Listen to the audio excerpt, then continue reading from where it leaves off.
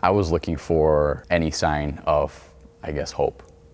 I was looking for any sign of something that would actually get me to feel, I guess, the things I didn't have in my life. It's not that I was never a Christ follower. It's the fact that up to 14 years old, Christ was my Savior. And so I only knew Him as a child.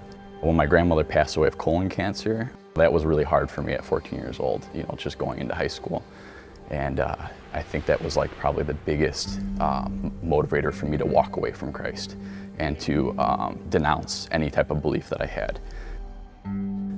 After my grandmother's death, I didn't have a childhood to where I was allowed to experience a bunch of different things, and it was such a big impact on our family, and it hit everyone. My mom became very depressed and started actually taking pain medication herself. I got to a point to where she literally couldn't get off the couch, and because of that, my younger siblings really were lacking some of the things that they really needed.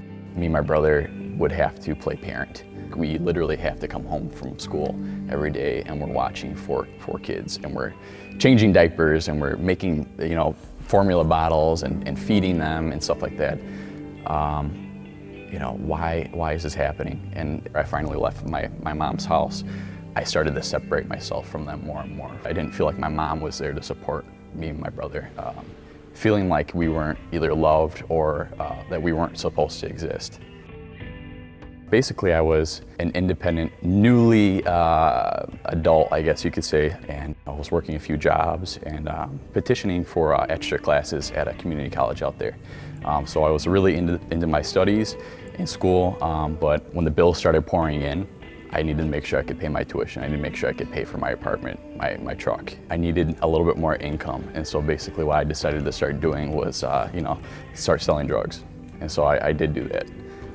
And basically that's what kind of led me down a bad path. I started taking drugs myself. I started drinking. I started to party more often. There was times where I was actually homeless.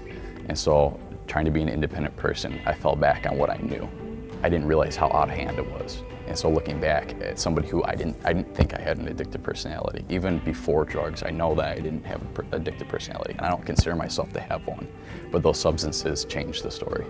It definitely changed who I was. So how I actually got to the Salvation Army was before I was arrested. My mom actually, and my siblings and my stepfather actually got to a breaking point in their lives to where they actually became homeless and were actually living at a homeless shelter. I didn't have a strong relationship with my mom, and I didn't know what was going on in my mom's life. I didn't know, what they were going through, because I started pushing myself farther and farther away from them. I came back around the time they actually had gone through a program and actually gotten a house. And so she started attending the Salvation Army, and she actually got a job here at the after-school program. And so I guess through her experiences and kind of falling back in the Salvation Army to help, that little bit of help that went to my family without me even knowing actually traveled around full circle to me coming back. Me coming to Salvation Army was just me looking to start the relationship with my mom again. My fiance is somebody that I actually met briefly before I was arrested. Here's this girl who's been living and kind of breathing the core, and her family is very rooted here. And I just met her. I actually remember I was sitting actually right over here about 3 pews back, and I looked up at the cross and I was just like, God, I will stop everything that I'm doing right now. And this is while I'm drug dealing and traveling back and forth, starting a new relationship with my mom. And I remember bartering with him and saying that, I'll stop in 2 weeks and I'll come and follow you. And so I think that was God's will to have me arrested before that 2 weeks and say, you're not gonna be doing it on your terms, it's my terms. I was like crushed. I'm like, man, I just started talking to this girl and becoming friends with her and kind of gaining the support that I really was longing for. And it was just ripped from me, but it was like a tease. I'm like, what, why, And so I went to jail actually after experiencing the Salvation Army for only, about a month. I don't know if I would have came full force out of that jail and been like, I need to go to the Salvation Army. But it was just crazy how his timing works. I think the biggest thing about a Christian community and what I found in the Salvation Army that I hadn't found in other churches when I was younger is the fact that there are a lot of people who are willing. There are a lot of people who are there to help.